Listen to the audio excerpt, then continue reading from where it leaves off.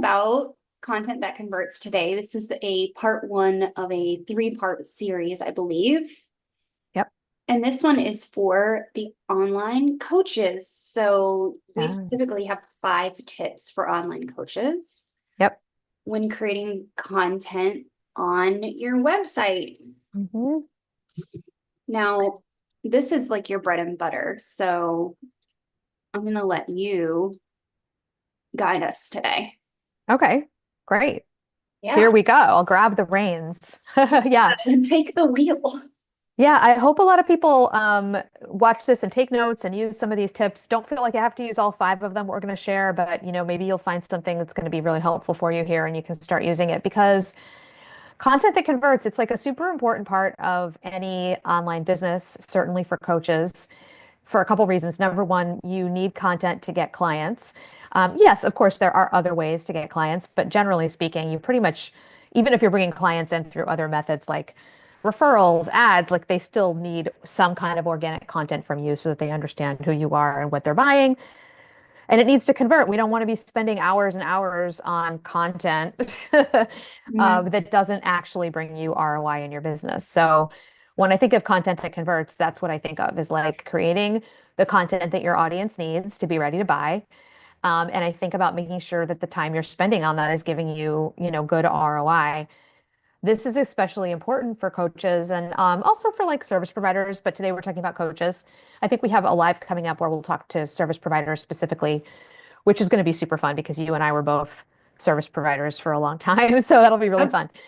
Um, but this one's about, for coaches, and it's super important when you have clients that you work with because I think I said this last week or I said this recently, but it's like essentially bottom line is like when you run a business where your main job is to work with clients, like coaches who do one-to-one coaching, group coaching, they are on the calls with clients and like your time is kind of like already spoken for, right? You can't, if you're going to like spend tons of time marketing, it's like you're going to have 2 full-time jobs. That's not what we want for you.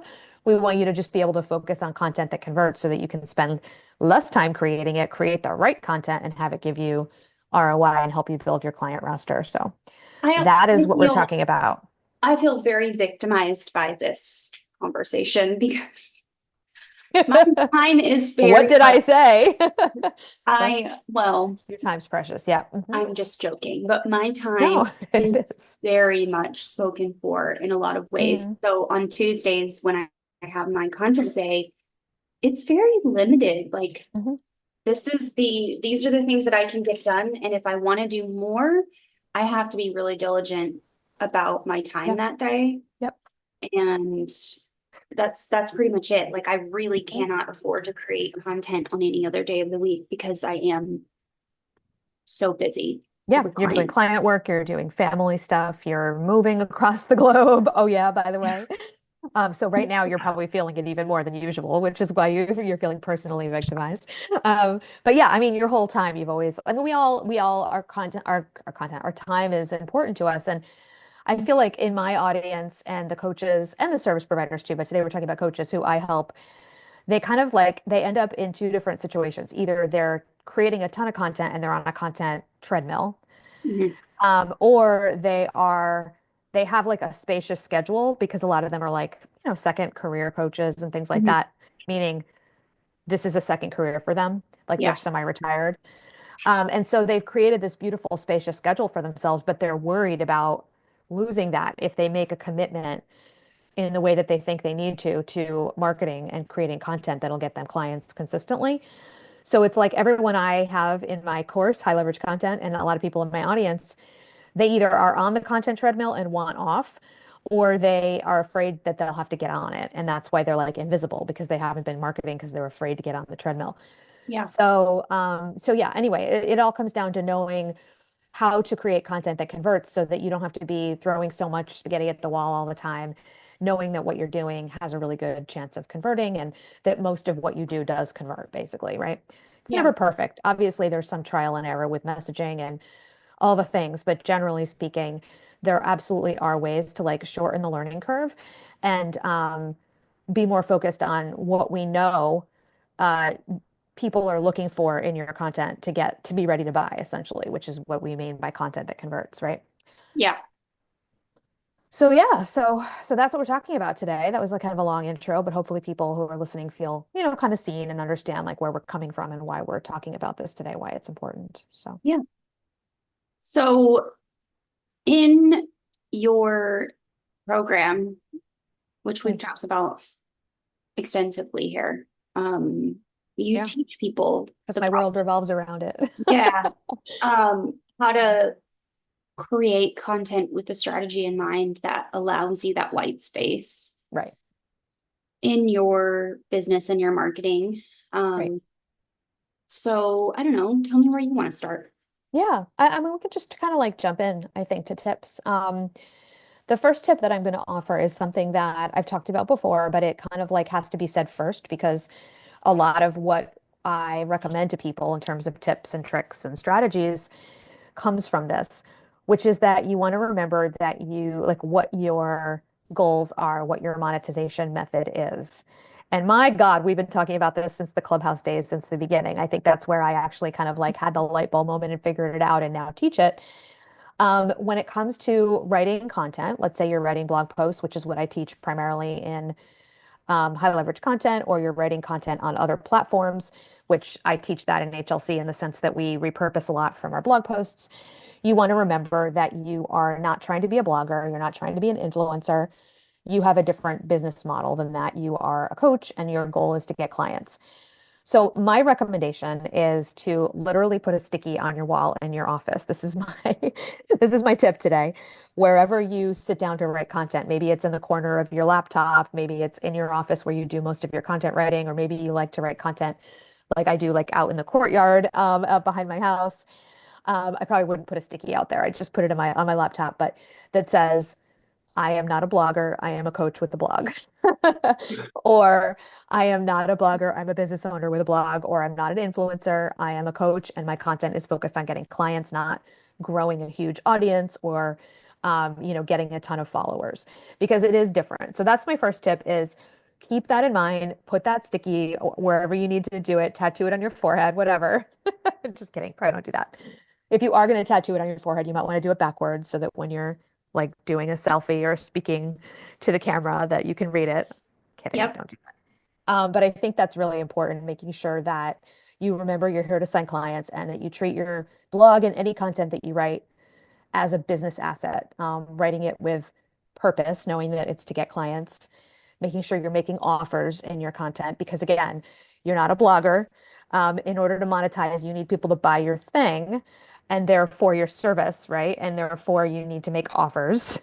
And also remember you can repurpose a lot more than someone who is an influencer or a blogger who's like just their full-time job is to put out new content all the time to stay relevant, right? Yeah. That's my first tip is have a sticky somewhere or put it somewhere. Maybe like I know I have like something I want to remember all the time on my phone as like an affirmation. Until you get it into your head, put it there that says, I'm not a coach, or excuse me, I am a coach. I'm not a blogger or I'm not an influencer, whatever resonates with you. I am a coach with a blog or I am a coach who's getting clients with my content. So that's my first tip. Okay. How did you get that through your head? Just out of curiosity. I honestly, I just think I ignored it. I think I just ignored it because when I started um just providing content for Pinterest, I did what Mhm. everyone told me not to do, and that was to like basically not provide how-to content. I was told, don't do how-to, don't teach people how. And I was like, I'm gonna teach people how. Mm-hmm. So I just started teaching people how, and eventually it just like blew up. Yeah.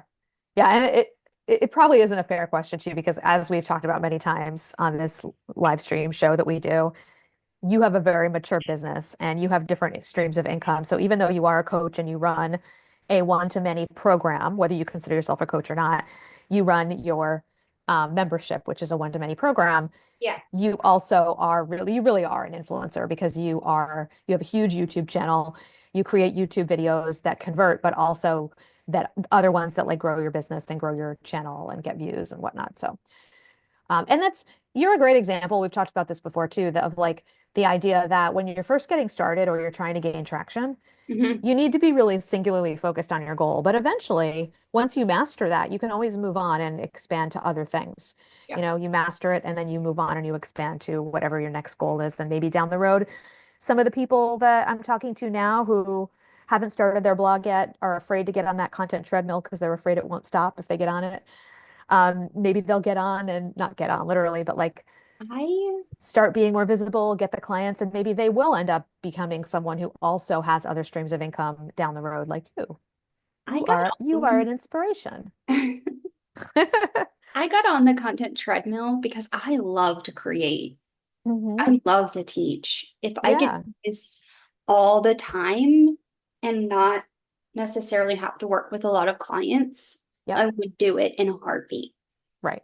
Um, it's just, it has never been the sole focus. And if I could somehow, like income wise, sacrifice some income for a while in order to focus my efforts on the content strategy more and the growing of the membership and selling digital products more, honestly, it probably wouldn't even take that much time and it would replace Hmm. the client income that I would have lost. Yeah, you're at the point in your business where you have options. Like you have a lot of income streams, and if you decided to pivot and focus on a different one than you're really focused on now, you could do that and it would work, which is great. When you build something in a solid way, the way you have over the years, Yeah. um, through evergreen content and all those things that we talk about on this channel, because that's what we talk about on this show really is Yeah. like that solid foundation. It gives you a lot of options. I Yeah. have more to say about that, but I feel like we won't get on too much of a tangent, but let's WhatsApp about it because I have some ideas for you. Yeah. I love that.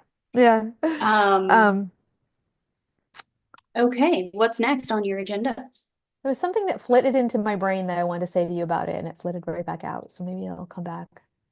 It was about you creating content. I don't know. Okay, I want to make sure viewers get what they came for, so I'll try to think of it and WhatsApp you with it. Okay. My next tip is that this is especially for people who write blog posts and long form content, which you and I both know, and everyone who follows us know we think should be at the center, long form content of your content flywheel, if you will. Um, so I recommend to my students in high leverage content and Hmm. just to people in my audience that when they're structuring their blog posts, that they make sure that they structure them to sell, not just to nurture. And I Yes. like to use what I call a classic six blog post structure. And the classic six is an apartment in New York City. I don't know if anyone who watches us has ever watched Marvelous Mrs. Maisel, or there's even remnants of classic six apartments in other like more modern New York City TV shows.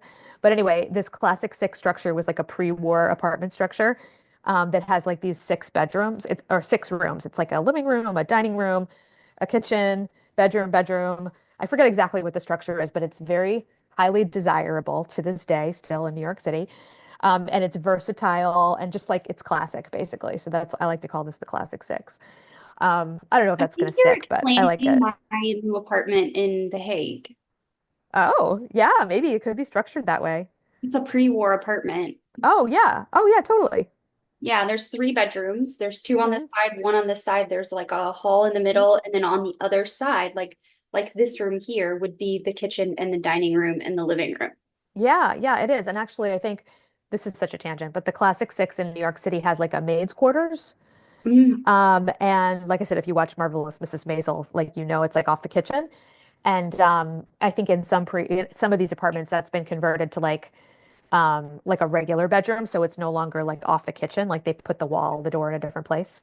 So I that would be think like a that's third bedroom. might have happened because I've seen these Yeah. apartments like this in the Netherlands. I've seen them Yeah. as we've been Yeah. searching. It's so interesting. Now I need to go on a tangent. Like I Yeah, go deep Google dive. Classic Six. It's crazy. Yeah, it's fun.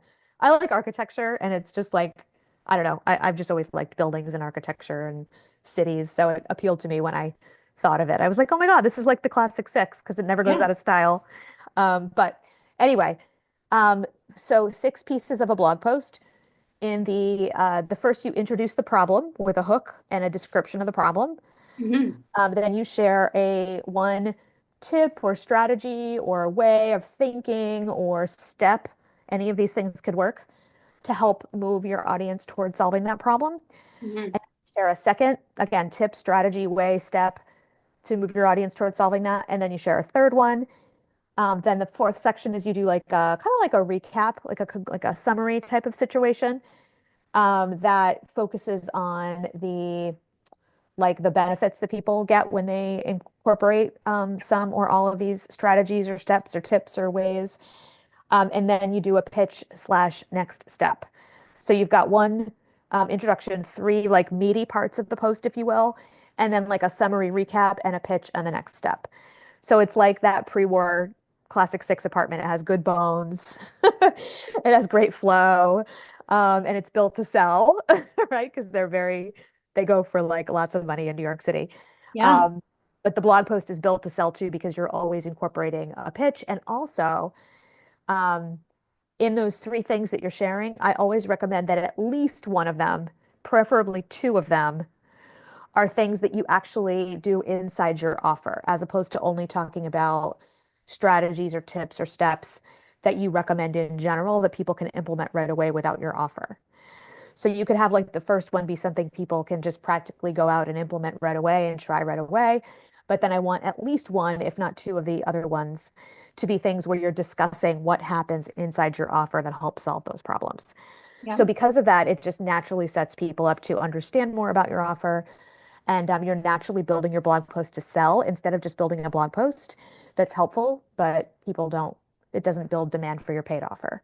Yeah. So that is my second tip. It's kind of a long one, but that's my classic six blog post structure, and I figured I'd share it today as one of my little I love tips. that. And we talked about we actually outlined a blog post specifically that has this structure of Mm. yours recently in a live. And now I'm not remembering which example it was. I think it was a blog post about examples of blog posts that you could write.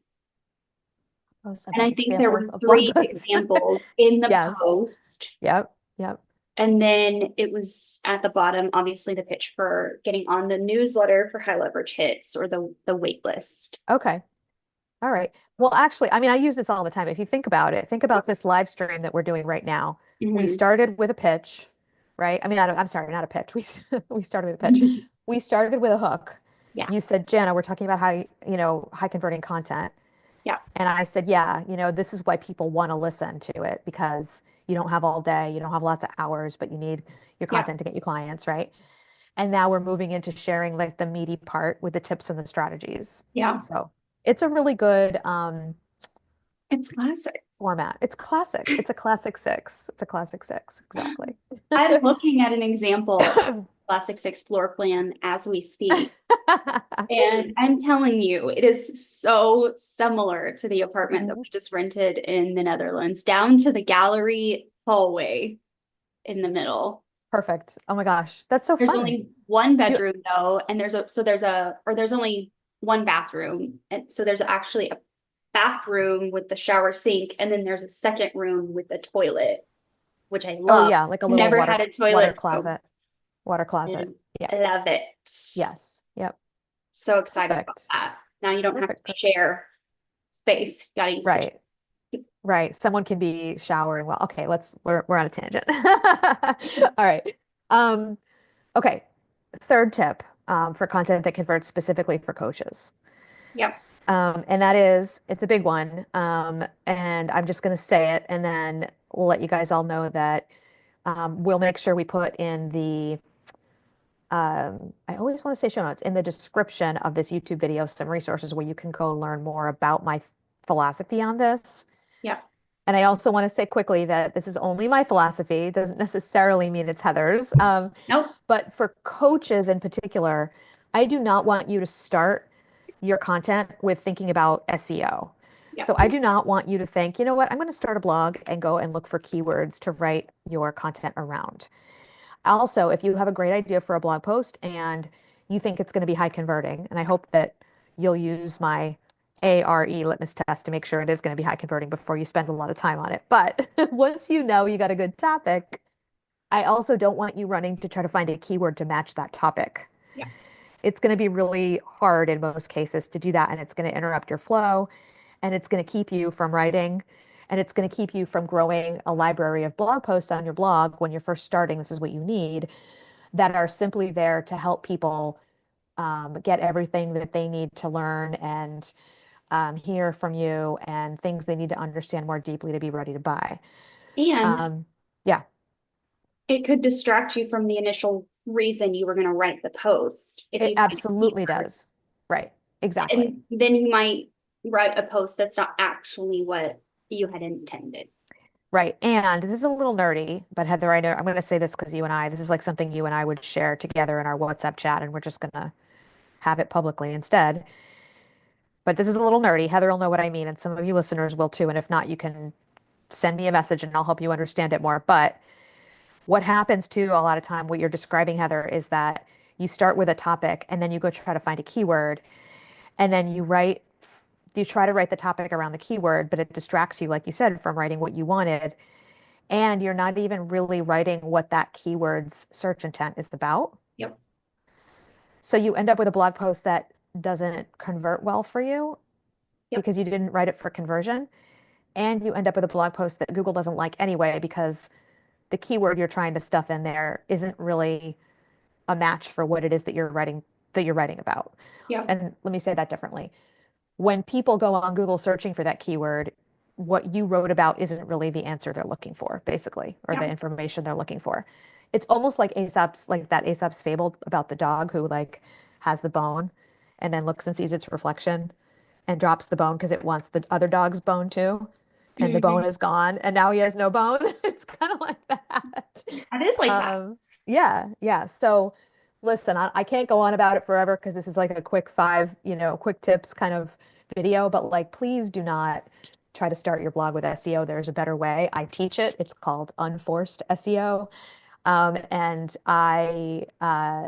yeah, it's critical. Otherwise, you'll never end up with the blog that you're meant to have if you get derailed early on and end up with half-written blog posts in your Google Drive that never make it to your blog. So Yeah. please don't do that. Please don't start with SEO.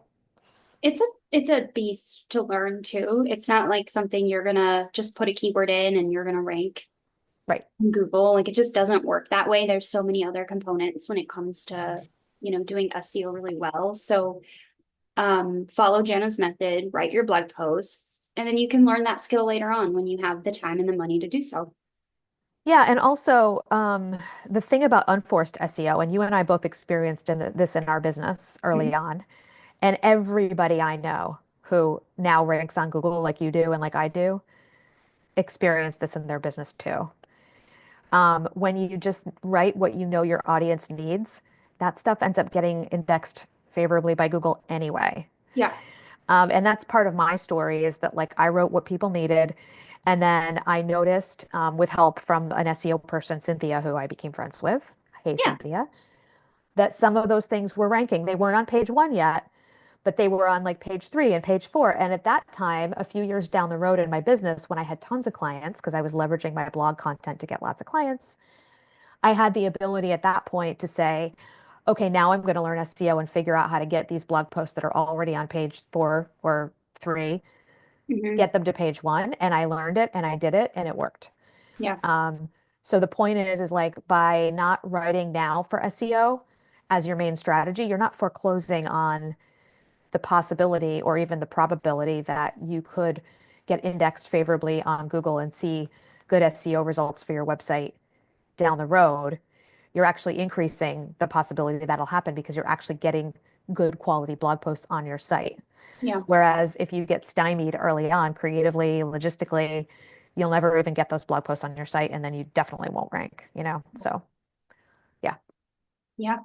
And it's a lot of work to write content for an algorithm. It's a lot of work Yep.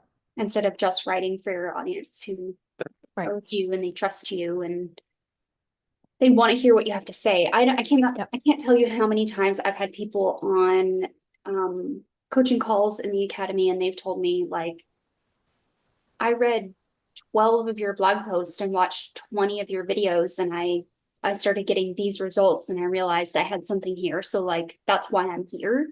Mhm. Um, I just, I try to write the same way that I try to present content for the YouTube channel. Yep. So just be Yep. helpful. Right. That's actually what Google wants. It's called helpful content. Literally. Yeah. Call Yeah. it the helpful content. What is it? Matrix or something like that? The updates are called helpful content updates. That's when they go Okay. through and they de-rank people who are writing crap. Right. So, Yep. okay. Well, what do you have All for me right. next? Well, I kind of already said tip four, I got ahead of myself, but it was make offers in your blog posts. Yep. And again, this is one of those things where, like, this is specifically for coaches because you're not a blogger. Right. You're not necessarily like your main goal in the beginning when you're writing is not to rank on SEO or rank on Google right away. Your main goal is to get clients with your content. So if you're going to do that, you need to make offers in your blog posts. So at the end of your blog post and also sprinkled, in different places as well, you want to make your linking to your service that and explaining in the blog post at a high level how you help with that service. Mhm. You want to be talking about your program whenever you outline like a step, like in that, the classic six structure that I was talking about, that is happening inside your offer. You want to be talking about your offer and referencing it. And you want to include a call to action in every blog post that moves them closer to working with you. So that could be just directly to the sales page for your paid offer. It could be the next step in your sales process. Maybe that's book a call or fill out an application. Mhm. It could be get on your email list, whatever the next step is that you've designed your sales process to be like the next step for them. You want to make sure that you're clearly um, putting that in the blog post. Yeah. And I can't tell you how many times I look at someone's blog, especially like if they just started high leverage content and I'm looking at their onboarding form to see what they're all about because I get nosy and I look at their websites and stuff. Um, That's why you have the form, Jana. Oh yeah, I guess it is. So I go to their website and I'm like, oh my God, thank God this person joined HLC because I look at their blog and they have three blogs and they're usually from like 2022 because they wrote them and they were like, wait a minute, what the hell is this even doing on my website? I don't know. This isn't giving me ROI. I'm not getting eyes on it. I'm not making sales from it. But those blogs are usually like things like, top 10 books to read if you're trying to have a baby, like if it's a fertility coach or, Yeah.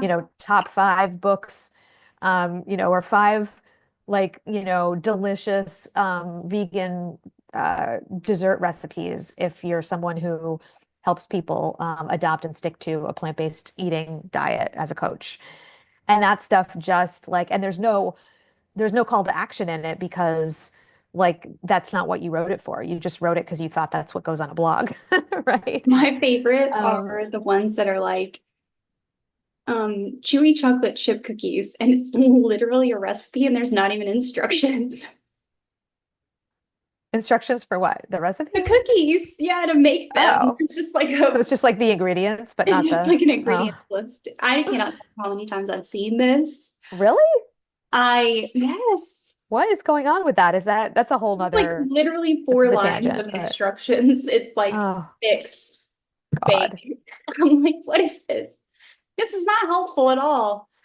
Not only is that not helpful, and like, okay, so that's not helpful, but what I'm saying is different. What I'm saying is even if you write a really helpful blog post, that's not going to convert clients. No. What you need to be doing is reverse engineering your content, and this is how I teach it. What is the call to action? Is it to get Mhm. on your email list? Is it to book a call with you, a sales call? And then what we do is reverse engineer and say, okay, what are the things people need to hear and learn and understand more deeply Yeah. to be ready to take that step? So not only do we want to I don't even want you to just tack a call to action on the end of your blog post about, five vegan dessert recipes. I actually want you to be thinking about what your audience really needs from you to be ready to buy, not just what they need from you in order to be able to bake a killer chocolate chip cookie that's vegan, but what they need from you to be ready to buy your offer. So that's the tip. I guess I have a lot to say about it. I thought I said everything already, but make offers in your blog posts. Your blog post needs to be salesy AF. And don't get me wrong, I'm not saying that someone's going to go read your blog post and it's just going to be like a wall of like, buy my thing, buy my thing, buy my thing. Like I that's know. not what we do. You No, know from the classic six that I just described. But yeah, I mean, we need to make sure that the blog posts are making offers. They need to be yeah, salesy. they should be. I talk about this in how I've done it over the years from the perspective of just telling people what you do. Mhm. So, with my students, one-on-one with my clients, we do this, or these are the results that we get. I literally just talk about Yes, it. And exactly. then people start to understand, oh, she's doing this work. Exactly. And it has worked exceedingly well. And I remember learning this from a PR coach that I hired in like 2020. Ah, And I cannot remember her name now. It was either Lee or Leanne. uh-huh. I can't remember, but I paid her a nominal fee to work with her for about 6 weeks to work on some pitching, Ah. messaging. And that was the thing that stuck. And it Isn't was that the thing I interesting? needed to know because at that Ah, point in so time, I was interesting. just ramping my YouTube channel up. And my goal was to grow the YouTube channel in order to grow the blog and sell services. I never had intended at this point in time to sell digital products from the YouTube channel. I just knew it Right. would come. Yeah. I had a Like, small course. I had the Pinterest system. It was very, very, very small at that point. My digital products were, but I really wanted to sell services. And when she yeah. taught me that, it was just like a light switch flipped on. Yep. Yep. Yeah. One person that I do enjoy learning from too is Mariah Cause. Yes. She teaches course creators and she has a certain thing that she calls this. I think she calls it like sales sprinkle or something like that. And it's the same concept. It's basically like we're not waiting until the end to talk about our offer. Mhm. We're talking about our offer like at every turn whenever it makes sense. And it should make sense a lot if you're writing content the way that I teach it, which is like you're literally writing the content people need to be ready to buy. Yeah. So when you choose topics based on my 9 pillars, for example, inside HLC, it's not going to be hard or forced to talk about your offers. It's naturally going to be part of what you're writing about. Yeah. So kind of like what, Mariah says, it's called sales sprinkle. It's the same concept. It's like we're literally we're talking about it in many places, even before the end of the blog post when you're like, oh, by the way, here's the next step. Yeah. Yeah. I love that. I love a good Yep. sales sprinkle. I Yeah. just took some Shout cupcakes. out to Mariah for that phrase. I just took some cupcakes out of the box because we went to the bakery, went to the French bakery this morning, and I Ooh, was taking the sprinkles ooh out of la la. just like Oh, you love sprinkle your facts. sprinkles. I love All that. right. We have one more really good tip, which you have actually talked about before, and I'm so glad that you have. Oh yes, I mean, To nothing I further talk about is this is solidify it. it's all stuff that, oh, I know, right? And it's exactly what this tip is talking about the same things. Okay. So the last tip is repurposing from your blog post with what I call the gem pull method. So when I teach repurposing, I teach like 2 different ways to pull content out of your blog, Mhm. to generate and share like with email, with social posts, and really anywhere else that you want to share content. Yep. And one of them, I'm not going to talk about the whole thing, but one of them is called the gem pull method. And it's literally going through your blog post and identifying, and I have a framework for it, where the gems are in the blog post that can be pulled out and used in other places. Yep. So looking for things that either can be a standalone post that'll create curiosity, or a standalone post that will give someone a small solution or something to try. So pulling out those gems. And I always say, hold on, sorry, I'm still getting over something. Um, if you've written a blog post that is detailed enough, and this is one of the reasons why we write pretty detailed content inside of high leverage content, because we want our blog posts to be assets that you can repurpose from and pull gems from for months and years. Mhm. If you take the time to write a blog post, I want you to be able to leverage the crap out of that thing. That's why we call it high Yeah. leverage content. So anytime you write a blog post that's detailed like this, you should be able to pull out at least 10 or 12 gems. Mhm. And if you're not able to do that using my method, that means your blog post probably doesn't have enough detail in it. Um, so you go through and you pull out the gems and you literally can, I mean, you can use a worksheet that I have inside of HLC, but it's not complicated. It's just a Google sheet that basically says like gem one, gem two, gem three, right? It's not hard. You can make one. I mean, my worksheets have a little bit more to them, but that's essentially what you can do and pull those out and create those pieces of freestanding content, those little Yeah. gems. And then so the idea is like once your blog is published, you don't just say like, great, it's published and move on. You start leveraging that and repurposing from it all the time.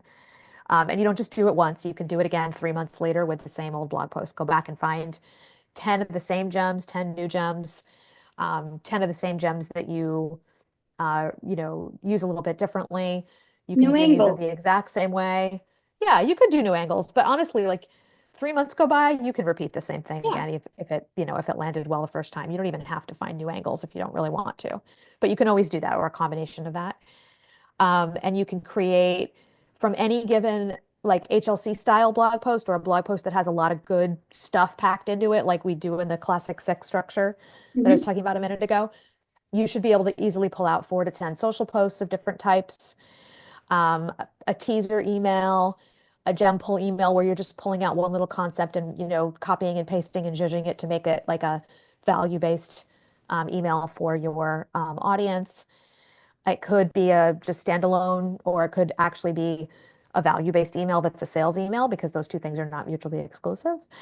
A conversation starter for social. Like there's so many things you can pull out all those little gems. And so that's my last tip is to remember to not just publish your blog and be like, okay, great, and walk away from it.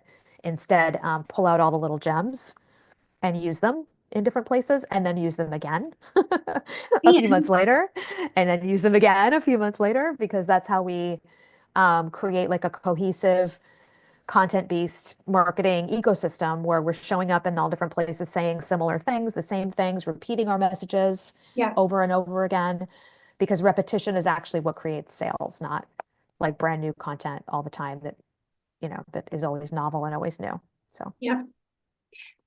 Something that I've been talking about and harping on for a long time is when you're creating Pinterest pins for your content, don't just create it on the overall theme of the blog or the blog title. right. Jana's gym pull method is also how I teach people to pull topic ideas out and find keywords on Pinterest to direct people to that blog. Exactly. The same concept. And actually, like my gem pull method, like it works for wherever you want to show up. And if one Yeah, of the platforms where you want to show up is Pinterest, then when you're pulling out your gems and listen, I need, one carousel post, 2 reels, 18 threads, maybe 18 is a lot, 8 threads, and like 3 Pinterest pin text overlays. That can be one of the things you're pulling gems out for. So, yeah. yeah. And I think I may have even like learned, that for myself by doing Pinterest pins. Now that you say that, I learned what you and I both figured out a long time ago, which is your Pinterest pins don't all have to say the same thing to point to the same blog post. They can all take different angles and No, and I yeah. literally get the same question every day. How many times can I make a pin for the same URL? And I'm like, how many different angles and keywords can you find for it? And how Right. much time do you have? Yeah. Yeah. Yep. So it's That's really great. up to you. Yep. Yeah, that's a great strategy. I can't remember where in what video it is that we made a live stream, but I know we talked about how you also don't have to just put the title of the blog post or something similar on the pin Mhm. as the text overlay. You could use one of the heading ones, like, or heading Yeah. twos, I'm sorry. So maybe like think about that classic six blog post structure. Mhm. Maybe the third section is its own little standalone piece of content, and you create a Pinterest pin that actually links to that blog post. If you want to get fancy, you could do the anchor link to that blog post, to Yeah. that section, that is sharing specifically about that little piece of that blog post, right? So Yeah. there's so many good ways to slice and dice a large, deep, detailed, high Yeah. leverage piece of content when you are doing long form content the way that you and I do it. Yeah. I love it. I all right. I think that was That's everything. it. That's it. That's 5 tips. We've been here for 45 minutes. We're Wow. spilling, we're spilling the gems, spilling the tea. I think next week we're doing the same topic, but we're going to be focusing more on the product sellers and digital product sellers that Okay. are in our audiences, especially your audience. Yep. So get ready because I'm going to be waiting for your tips. We're going to be Waiting for my tips. leaning hard on Heather for that because I could guess what digital product sellers need, but you know. Well, I'm going to send you then. I'm gonna put it on my list of things to do next Tuesday. Um, the outline for next week's video. Cool. Sounds great. And I'll say this is again something I would normally just send you in WhatsApp, but I'll just say it now since people I think like to eavesdrop on our conversations. I hope. Um, I went into ChatGPT because ChatGPT has like just recently upgraded the way they do like the memory across all the different threads that you've done. You know what I mean? Yeah. Like the memory's upgraded. So now like ChatGPT remembers all the different things you've talked to it about, Oh, I love over the that. time you've been using it. So I actually started preparing for this live stream by saying to ChatGPT, we're doing a live stream. We're doing it a little differently. We're just going to pull out 5 tips. I want some of them to be actionable. I don't want them to just feel high level. Based on everything that you and I have talked about and all the different like angles and tips that, you've helped me write about when it comes to high leverage content and high converting content, like what are some actionable tips that I can share? And it gave me a bunch of them, and a bunch were more like, I don't want to use them. But there were a few in there that I decided to use and expand on. And then there were also a few that gave me better ideas that I piggybacked on, for this. I So love that. if you're going to get ready for next week's, that's a good new kind of, it's not a new way to do it, but it's a newly enhanced way to do it because ChatGPT has gotten even better than it was a couple of weeks ago in terms of I've noticed. Um, remembering your conversations from, yeah, and bringing them into this one. I have noticed. Yeah. So I actually use project files now What's or that? inside of ChatGPT, there's these little Oh, yeah. folders, Yeah. projects. So I Yeah. have Yeah. a project built for just my business and I put all the bot Mm. instructions that I want it to follow inside there. Oh, And I've okay. like added documents that have like specific instructions. So if I ask it to do this task, it has all of the instructions and everything laid out. And I've been using it to outline YouTube videos and then repurpose YouTube videos for socials and emails and all that stuff lately. And it has gotten so good. Oh, love it. Yeah. It's so good to be leveraging AI to help you amplify your own thought leadership. Mhm. And so many people are still think of AI as a way to like skip over the thought leadership part. And that's not Yeah. at all how I'm using it. That's not at all how I'm teaching people to use it inside of HLC. That's not at all how you're using it the way you just described. Like we're using it to amplify our own thought leadership. Mhm. It's so good. I just used it So yesterday. good. Yeah. We're kind of off on a tangent, but I want to Yeah, tell you, we are. I All used right. it yesterday to help me like frame my thoughts. So I already knew what I wanted to put into the outline for my training next week and my membership. I already know what I want to teach. I have all the assets created. I Yep. just needed it to help me kind of outline and like clean it up out of my brain and put it on paper. So I Yep. typed all the mess Yep. and I hit enter and I was like, I told it, can you help me clean this up and like Yes. make it presentable? And it was Right. like, it was amazing. Of Yeah. Yeah. course, It's there were so good some at things that. I did It's really have to good at change, yeah, what's that word? It's like not aggregating, but there's that like word that it's good at synthesizing. synthesizing. Thank you. Exactly. Your ideas and your thoughts. And Yeah. that's how I'm using it with the GPTs inside HLC too. So the GPT writes the first draft of the blog for my student.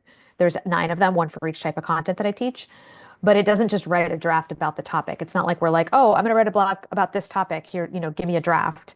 Yeah. We're taking a step before that, which is the outlining step where I'm walking my students through how to do that brain dump that you just described about their topic, but in a way that's like a little bit structured so that the GPT gets the brain dump, but in a way that's structured that matches up with like a high converting blog post format, basically. Yeah.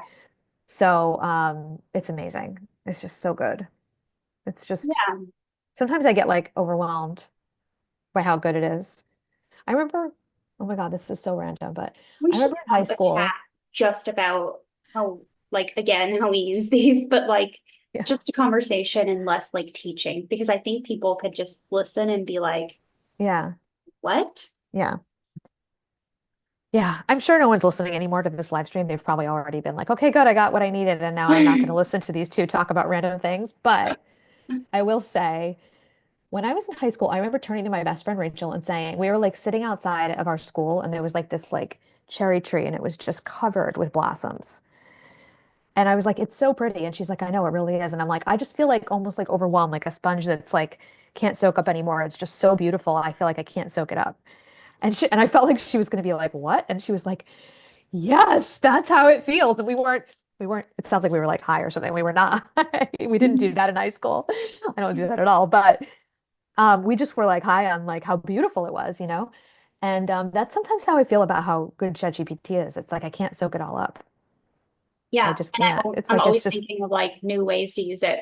yeah, and I can't do all those things. Like I'm always thinking of new ways and I can't harness all of it. It's just there's so much goodness and I can't soak it up and harness it like that. So much beauty in that cherry tree. Yeah. Yeah, you're like, I have my qualms with it yeah, too, but I do yeah, enjoy yeah, using it. It has made my life a little easier. yeah, yeah. I don't know. I almost feel like it hasn't made my life easier. It's just made my life richer and given me more creativity. Yeah. Because, and I shouldn't say that, it has made it easier. It really has. But sometimes in those moments where I feel like I can't absorb it all, that's when I feel like I'm like almost like a little overwhelmed by it, I guess, is what that's all about. So, Yeah. all right, I'm going to stop waxing poetic because that's not what people came for. And you have a life to lead and We will see you back here next week to talk about the same topic, but for e-com digital or physical product sellers. And we'll see you then. see you then. All right. We are Did at we did we separate them out and do you want to separate them out?